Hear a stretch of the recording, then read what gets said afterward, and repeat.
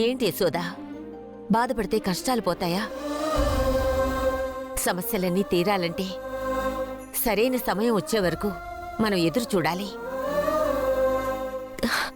కాలమే అన్నిటికీ సమాధానం చెప్తుంది.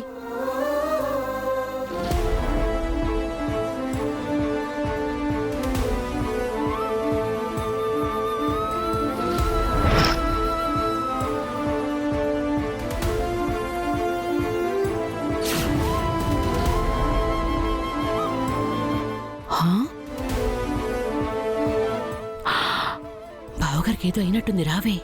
బా అత్తయ్య, అయ్యో నా మాట వినండి. ఏంటి, బావగారు బానే ఉన్నారు కదా?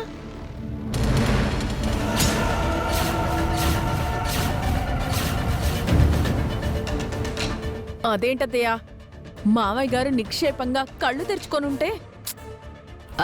అంటే నా ఉద్దేశం అది కాదే.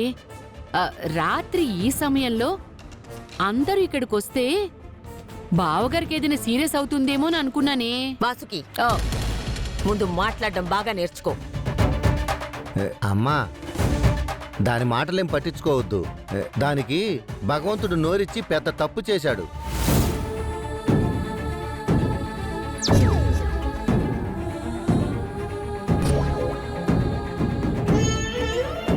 ఒరే అనంత్, వాసు లేచి నడవడానికి మనం ఏం చెయ్యాలిరా? ప్రపంచంలో ఇంతమంది డాక్టర్లున్నారు, ఎక్కడ ట్రీట్మెంట్ లేదా? ఇక మాట్లాడలేడా? లేచి ముందులాగా నడవలేడా? చెప్పురా అనంత్, చెప్పు. లేదు నానమ్మా, నేను ఎంక్వైరీ చేశాను. ఇలాంటి పేషెంట్స్ని ట్రీట్ చేసే ఒక డాక్టర్ ఉన్నారని తెలిసింది.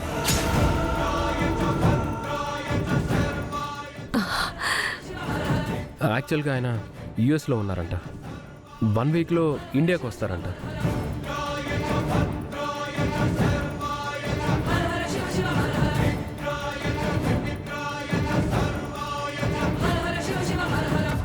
వచ్చిన తర్వాత డాడీని అక్కడికి తీసుకెళ్తాను. ఖచ్చితంగా క్యూర్ అవుతారని మా ఫ్రెండ్ చెప్పాడు.